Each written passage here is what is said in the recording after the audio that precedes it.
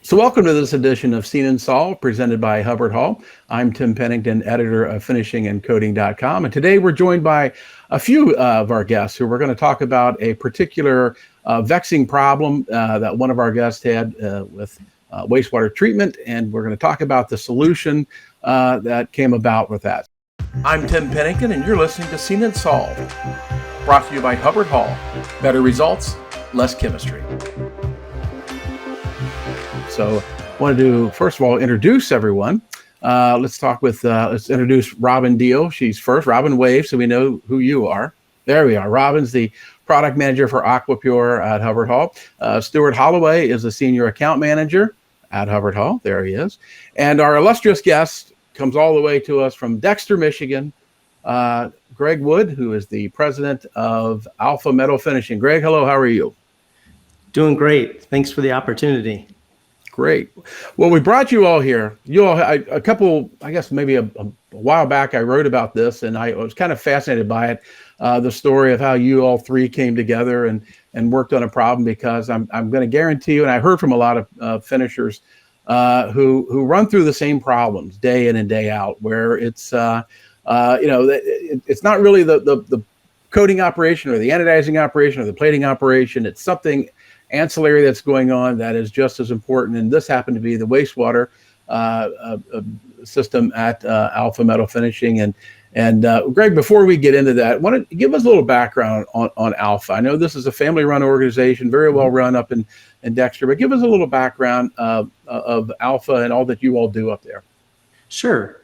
So my father started Alpha Metal Finishing in 1976. He actually bought the business from another customer. It was from an anodizing customer back then, and it was in downtown Ann Arbor initially. In 1985, he moved the operation to Dexter, Michigan. He had a larger building and a really good opportunity. So, in fact, I remember being young and helping him in that moving process. But yeah, we opened operations in Dexter in 1986. So we primarily do anodizing. We do chromate conversion. We do hard coat. And more recently, we do stainless steel passivation. But yeah, my dad started that business. He's an engineer. And so it was exciting to see all the changes that happened. I came on board in 2010. And so I've been there 12 years now. Basically took over operations so that my dad could look towards retirement. He actually retired in 2019. So I've been managing operations and driving the business forward, shall we say, since then. I would say one of the differences between my father and I have a business background and management and leadership. My dad was an engineer. And so his focus for Alpha at the time was engineering. And he put together some amazing systems back in the day. So that's one of the challenges that became later was related to the waste treatment system, which we'll talk about. But yeah, overall, though, we continue to grow. We've doubled in sales and doubled in staff since 2010. And so we're excited to still be growing after all these years. Wow. Yeah. And you're right. You mentioned you've not been a lifelong player. You had a different career, right? Right out of college. And then, like in The Godfather, it pulled you back in, right? It pulled you back into the finishing industry, right? And how old were you when you got back into the finishing industry then? So I always say that God has an interesting sense of humor. I always said I never want to go into anodizing. And so when I graduated from Michigan State University, I actually started out in human resources. That's my degree.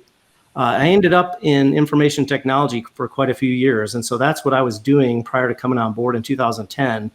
But it was really good. I had retail experience, IT experience, and I'll just say a lot of problem solving experience. But it was really good because I was able to bring that background to Alpha. And it's not what I set out to do. And I will say that there's times where I wondered, why did I do that? But I will say at this point in my life, I'm so grateful because I work with such an amazing team. And it's been really exciting to see the growth and working with some great people too. Right. And you do have a good team, and not getting, like I said, we'll get into the wastewater, but I know that you have a tremendous culture there, and I know your employees appreciate it. And I think that's what makes you all successful, really, is that you have a culture of caring. You have a culture of a community, and the employees, I think, really understand that, don't they? Thank you. Yeah, like I said, you don't see that a lot, and it's something that I think people who aren't sometimes come from outside the industry understand that. It's something that doesn't happen overnight, and it's got to be lived every day. Correct? It's got to be. You've got to demonstrate it with all that. So. Yeah, and I usually tell people that anodizing, metal finishing in general is definitely not for the faint of heart. You do not want to just jump into this industry willy-nilly. There's a lot to it that I learned very quickly, and I'm still learning. So I'm a humble student of learning in the metal finishing industry still today. Well, it's funny. As one of your, it was a Michigan finisher about a year ago was telling me he was wanting to get to retire and wanted to get a replacement in, and I said, "Is it somebody from inside?" And he said, "They're all good people, but I don't think they have the stomach for this." And that's what really opened my eyes to is that you have to sometimes go outside your shell and be a person. So let's talk about what brought these two people here with us, Robin and Stuart. So several years ago, 4 years ago, correct? And correct me if I'm wrong. 4 years ago, you got a notice from your local municipality said they had an issue with something you were doing, right? Walk us through that a little bit. Yeah, so basically with Dexter, as any metal finisher probably has, we have a wastewater permit. We started to run into issues with both nickel and chrome being over on our limit. And it wasn't happening every month, but it was happening intermittently. And we could already see that our growth at that point, and that was 4 years ago, 2018, was starting to impact that we were trying to figure out how are we going to reduce our nickel and chrome in our waste stream when our volume's going up. So it was kind of if you will, it was a dichotomy there. We were growing really fast, but we had limits. We also had limits on copper as well, and a couple other areas, but those three became a challenge. And so we started to just kind of extrapolate, well, what if we grow some more and our volume increases? What's going to happen? So we could see that although it wasn't an emergency yet, in just a very short order, in a couple of years, it could be. And so it wasn't likely that Dexter or Eagle, the environment of Great Lakes and Energy, was going to be able to reduce or change our permit. So we knew we were going to have to find a solution. So we started investigating that. Probably early 2018 was when it became an issue for us. Right. And talk us about what you initially thought how you thought you could solve this problem. I know you talked to several people, local and national, and see. So kind of walk us through that. You talked to several people about helping you out here, didn't you? We did. Actually, one of my team members, Brian Muscat, he went to Surfin and met with a vendor there who is really skilled and experienced in wastewater treatment. We began talking with them, and they were helping us. They did some initial testing in chemistry, and then started to propose some solutions for us. So that was helpful. It was nice to have an outside expert come in and take a look and start to help us analyze what we had and some of the challenges we were going to be running into and what kind of equipment or chemistry we might need. So that was very helpful. So we started down that path, but the challenge we ran into was they tended to have mostly turnkey solutions, which I am not opposed to. But for us, we had an infrastructure and we had a design that was working, and we didn't have a huge budget for changing out a lot of the equipment. So that's where we ran into okay, how are we going to make this work? And we knew we weren't quite lining up with how they did projects. And so it started to become a little bit of a challenge. We realized we didn't have the budget for some of the things they were proposing. But we did realize that if we changed our chemistry, that could be a huge push forward for us in managing our metals and even other aspects of the chemistry for the waste stream. So, right, yeah, and like I said, you had several people, like I said, you were talking with, and like I said, it just didn't seem like it was moving forward for you, did it? It didn't seem like it really wasn't. And I don't know what had Dexter give you a timeline of what they wanted, how they wanted this? They didn't. They were very patient with us. I have to give them kudos. They knew we were working on the problem. We did have some more months where we were over on our limit and received a violation notice, but it wasn't like we were way over. They knew we were working on the problem, and so that was great. But we knew we still had to come up with a solution. It was probably, I'd say 10 months later, we realized we weren't going to be able to move forward with the one vendor. We tried another one temporarily. We briefly had discussions with another vendor, kind of ran into the same issue, more of the same, a lot of proposal for new equipment, but we needed a custom solution is what we were really looking for. And so it started to become a little bit discouraging, realizing what we needed and what we could afford were kind of two different things. So yeah. And so right about 2019, we were starting to struggle more with the issue, and we could see it becoming a problem. Right. Right. And so, like you said, your next step, and I don't want to interject myself, but you and I had a conversation and you said, who would you reach out to? And I said, well, I only know really two people, and Robin and Stuart were the two. So that kind of puts you in touch with that. And again, I let them get in this, but I'll ask you first, Greg. It probably was very pessimistic that, you've gone through a couple of the people that you thought were very highly trained, knew what they were doing. And to get to a third and a fourth, you probably had to be almost mentally exhausted about what am I going to get with this, right? And so tell us about that first conversation, how it went, and what strategies you all laid out. Yeah, definitely. I mean, I just want to back up and say, first of all, I was to the point where just as a leader and as a problem solver, I was getting discouraged personally and professionally, trying to figure out what are we going to do? This is not working.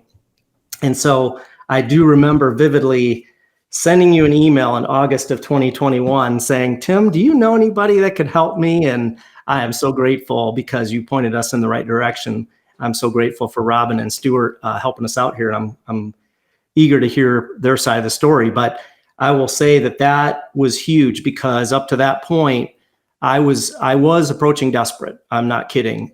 You kind of realize, what are we going to do? If we don't get this solved, we could have some challenges with both Dexter and with Eagle, and we got to figure this out fast. So at that point, I just got to give kudos to you, Tim. You pointed me in the right direction, which is exactly what I needed. And it gave me a boost of encouragement. And so I don't want to steal Robin's and Stuart's thunder here, because all I can say is my first virtual meeting with Robin after you referred me to her was it was just what I needed. It was just what we needed. Very encouraging, and it gave me hope that we could solve this problem. Did you sense that, Robin, that he was a little desperate? Absolutely. And I've seen it with numerous manufacturing facilities where they've been in it. It's a battle 3-4 years in, and they have no solution, and they're just overwhelmed with everything. A fresh set of eyes coming in and saying, hey, it's okay. You're not the only one who faces these challenges, and we're here to help you solve your challenges. Is usually the first step of anything. Is we're going to work together through this. It's something that we can help you solve. And like Greg said, they had all the infrastructure. It maybe wasn't pieced together right, and it maybe wasn't flowing the way it should have been. So they really just needed direction on where tanks needed to go and how they needed to be connected. And we went from there. You've seen this, situation Greg was having. You've seen this at other shops, right? You've seen the same situation, I'm sure. Yeah. There was a customer we have in Alabama who was in a very similar situation, such as Greg. They just could not meet their chrome limits and their copper limits, no matter what they did, no matter what the people they were working with told them. They had one guy tell them they had so much flock, it was floating out of the top of the clarifier. And one of the consultants told them, put a piece of plywood on top of the clarifier to hold it down, to keep it from coming out. So yeah, it's not uncommon for smaller shops that are growing, such as Greg is, and expanding, to not have the resources to build a brand new $5 million wastewater system with all the bells and whistles. We have to adapt to what equipment they have on hand, and we have to learn how to make what they have work within the goals that they have for their environmental sustainability and governance goals. Right. Mm-hmm. And so, Stuart, you got involved as well. And so kind of take us through what you and Robin, your first steps were. I mean, I guess you all kind of wanted to, put eyes on it and see exactly what was there, right? Existing infrastructure, and what could you do, right? Correct. Yeah. One thing I want to say first is what I noticed right away I think I first met with Brian, and then Greg, I met you briefly because you're busy, scrambling, putting out fires and everything, and you have all the confidence in the world in Brian, as you should. Mm-hmm. But I noticed how our companies, our cultures are really aligned, very much in line, problem solving, can-do attitude, take care of your people, all those things factored in, I think, to how well this project worked out for everybody. But so my role and goal in this was to learn as much as I can about Greg's operations, what they do, how they do it, when they do it, why they do it, those types of things, what issues they have outside of the mainly the nickel. When I got involved, it was nickel metal from the nickel acetate seal, I believe. Mm-hmm. So I spent a lot of time with Brian and asked a lot of questions, shadowed him, followed him, asked, how do you do this? Why are you doing this? When are you dumping this nickel, seal? Look upstream to try to find something that is, blatant, that they're doing, maybe not wrong, but maybe they could do it a different way and alleviate the issues that they're seeing with the wastewater. So we got through that phase. Robin and I consulted a few more times, and COVID, everybody's fresh into or fresh off of COVID. So the video meetings was well established. So what we started doing a couple of those, just I think via FaceTime on my phone, so I could put Robin's eyes on what we're seeing, give her a walkthrough. Here's what we got, and it worked out really well. So Robin didn't have to make a visit out there yet. We knew that would come at some point. We were hoping that it would, and it did. But we did everything virtually, including the jar testing. We did a couple of rounds of jar testing, which I did on site with Brian. Robin sent me a toolkit with some products, and I had done this before in a previous life, going back into the early 80s, actually, with the military. I started out as an environmental guy doing water and wastewater treatment, so that's kind of where I got that start, and did it again at Champion and then again at Chrysler, the Jeep plant here. So I knew I had an idea, but I hadn't done it in a while. So Robin walked me through it. She coached me up. I asked a lot of questions, made sure we had a good plan going in. We had our screening products that we were going to look at. We had a pretty good idea with Greg's help as well, the polysulfides, which so we screened, I don't know, 4 or 5 different combinations, sampled, got the analytical results, and then we narrowed it down and repeated that to see if we could do it again, which we did.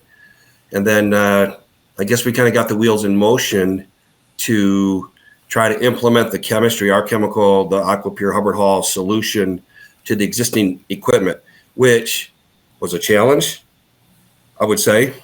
A big challenge. It was. I mean, it really was.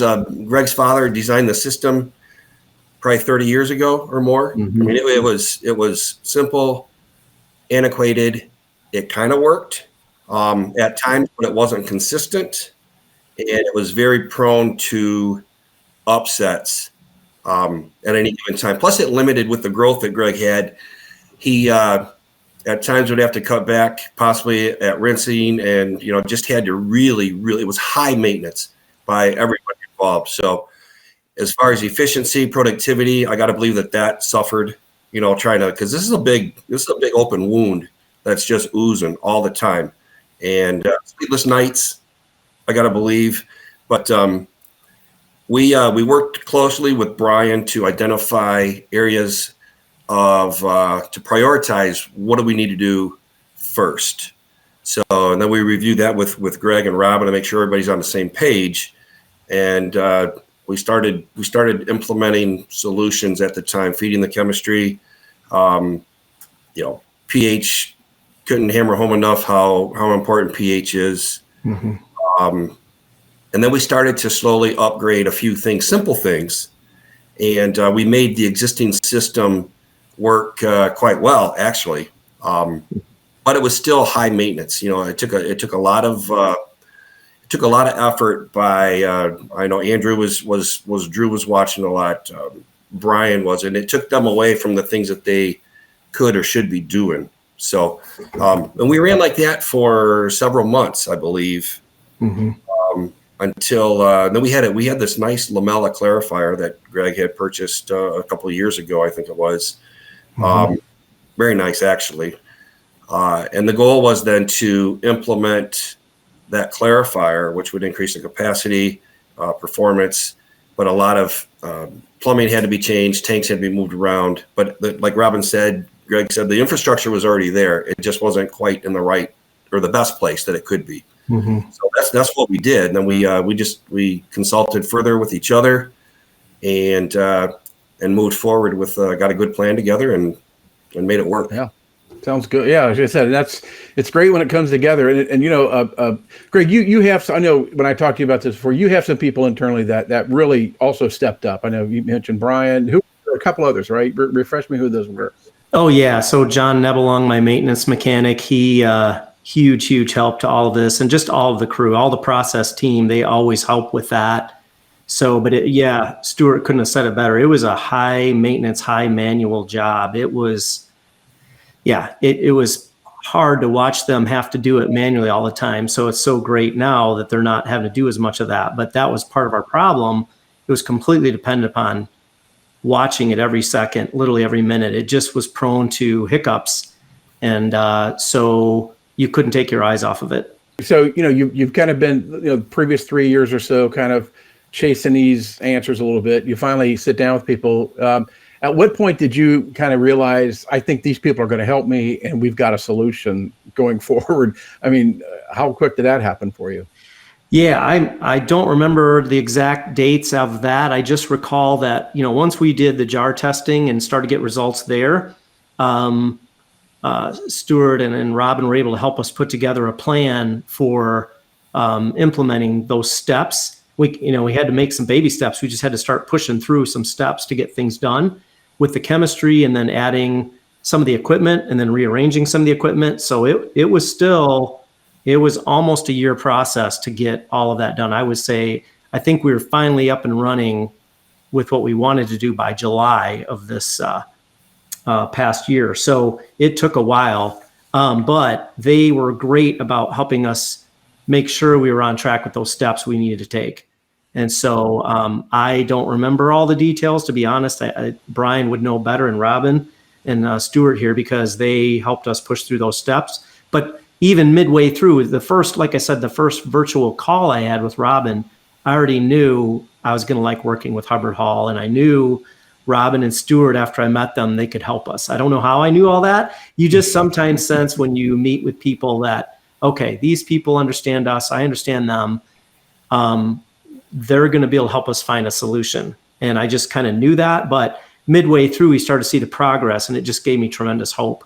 So I'd say by even earlier this year, I was seeing progress going, okay, we're going to make it.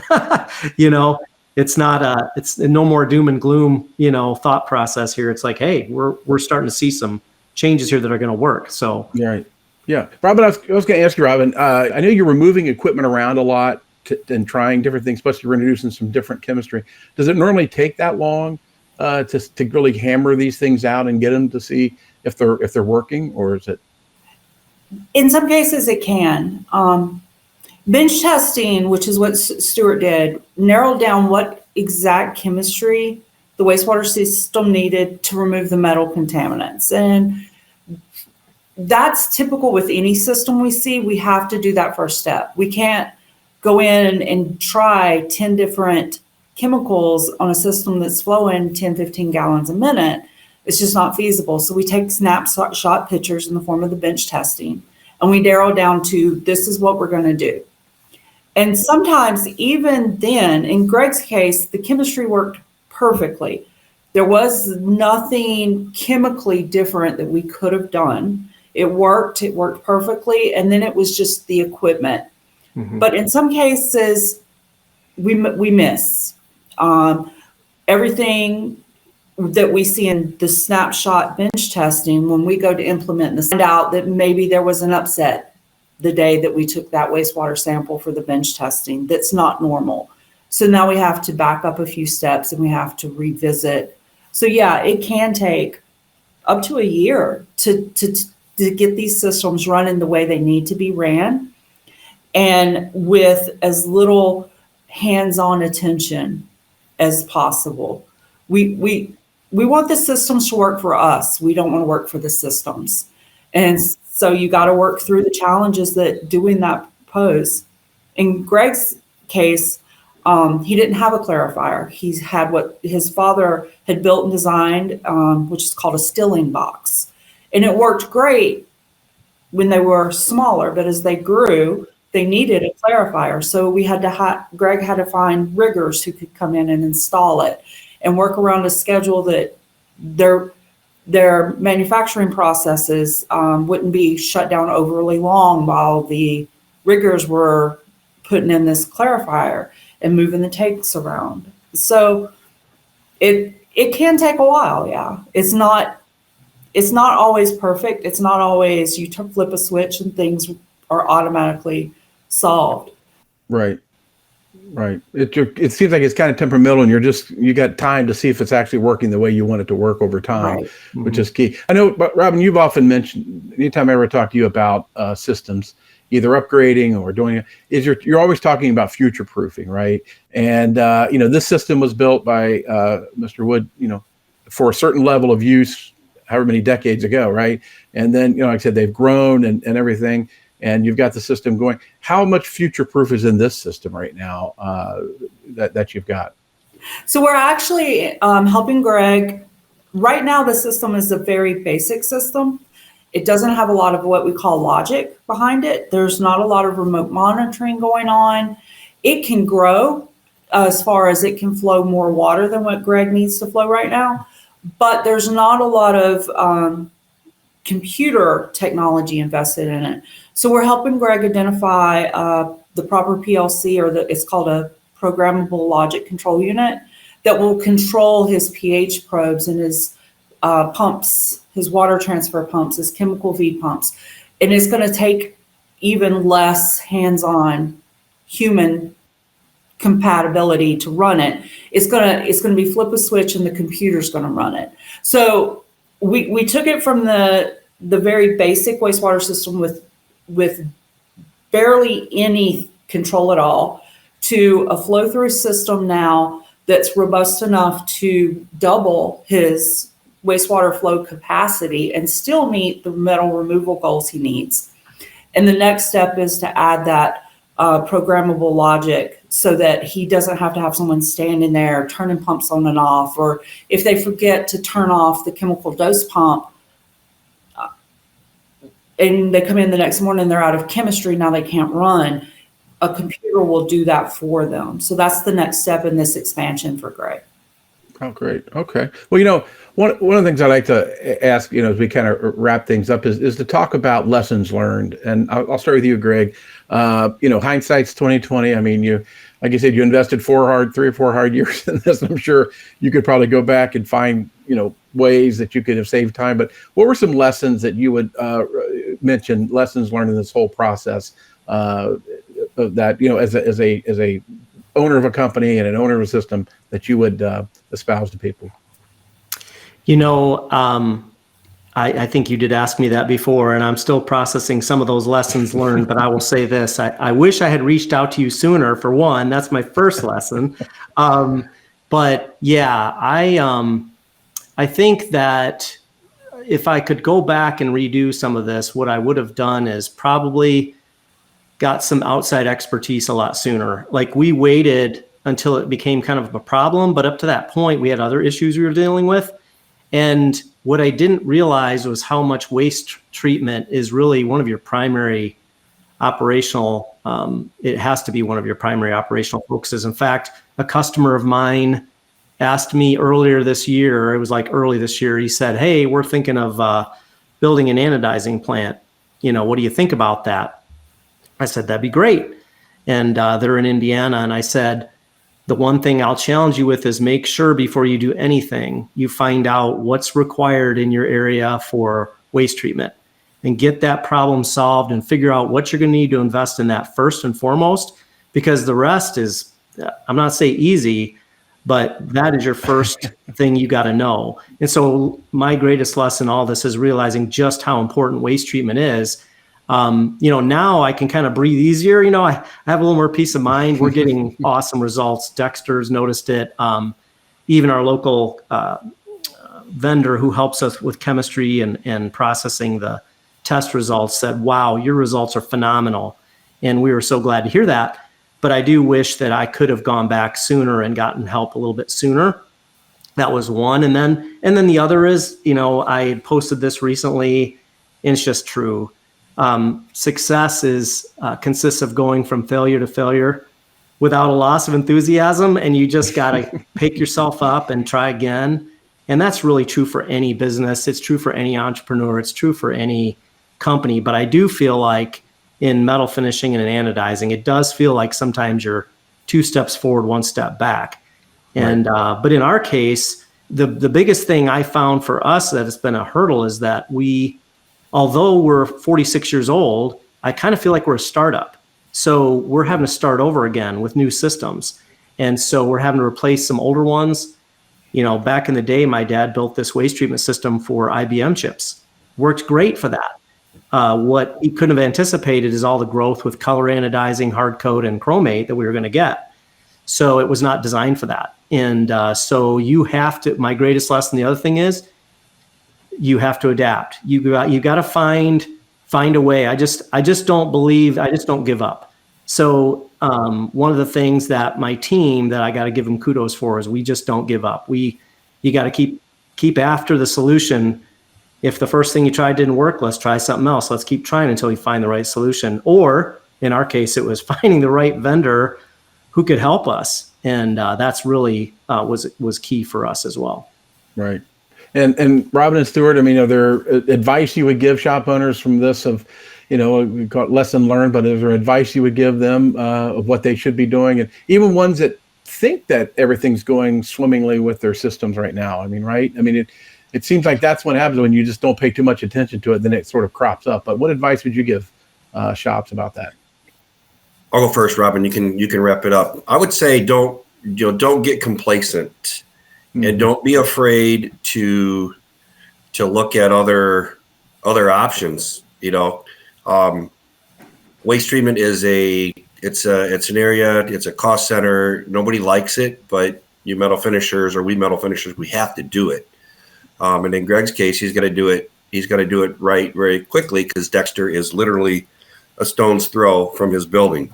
But I would say, don't make sure that you've got. You got to understand the system, what it's supposed to do, what its limitations are, capabilities, and don't grow too fast.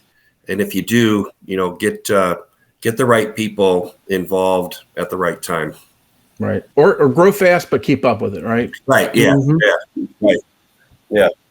So Robin, anything that you would advise? So I've heard from a lot of shops, so-and-so said that our water is just untreatable. There is no untreatable water in metal finishing. You just don't know how to do it yet. So like Greg said, just keep plowing through. If you're working with someone and they don't help you, it's okay to walk away and work with someone else. The end goal of manufacturing facilities isn't wastewater treatment, it's to manufacture products that we use every day. The byproduct of that is wastewater. So be aware of it and don't be afraid to start over, to say, hey, stop. This isn't quite what we thought it would be. This isn't working out the way we thought it would. Let's get a second opinion. You would get a second opinion from your medical doctor if the first doctor told you only had 6 months to live. If your wastewater system's failing you and you're not meeting your discharge permits and you're facing shutdown, get a second opinion. Bring somebody else in. Right. Yeah. It's funny, Greg, looking back, I think you have to be very appreciative of that. The community you live in there wanted you to succeed, right? They were going to, because I know a couple communities that would have come down really hard, really fast on a facility and said, you're not going to do this. But it sounds like, right. If luck had anything to do with it, you had some luck that they were willing to let you kind of work on this a little bit, right? Definitely. Yeah. You definitely you want to be in a great environmental steward, and you do your very best, but sometimes you just have to be really open and transparent about your limitations and tell them, I'm working on it. Can you give me more time? Can you help me? And you just don't, you got to work with them and let them know what's going on, so they can trust you in what you're doing, and I just think that's part of working with wherever you are locally. You've got to do that and build trust with them. So. Right. Yeah, true. Honesty and having a very good expert in your back pocket that can help Absolutely. you the keys with that. So, well, listen, Greg, definitely I want to thank you because I've talked to a lot of, finishing owners, managers, CEOs. Only probably 10% of them would ever share a story like you've shared because they just don't want to talk about it. And but I think by you kind of talking about it, I know I've heard from the story I wrote about this, and I heard from a lot of people who said, that's good advice. I hadn't even thought about my system that much. I brought somebody in just to look at it. Right. So anyway, it's great that you've sort of, or kind of sharing with the industry, kind of what happened and the solutions you got, and let people know that you can deal with this. You can deal with it and solve this problem. But again, thank all of you. Greg, thank you. Robin, Stuart, thank you all for joining us today. Yeah, thank you. Thank you. Thanks for the opportunity. Seen and Solved is brought to you by Hubbard-Hall. Better results, less chemistry. For more podcasts, go to hubbardhall.com or wherever you get your podcasts.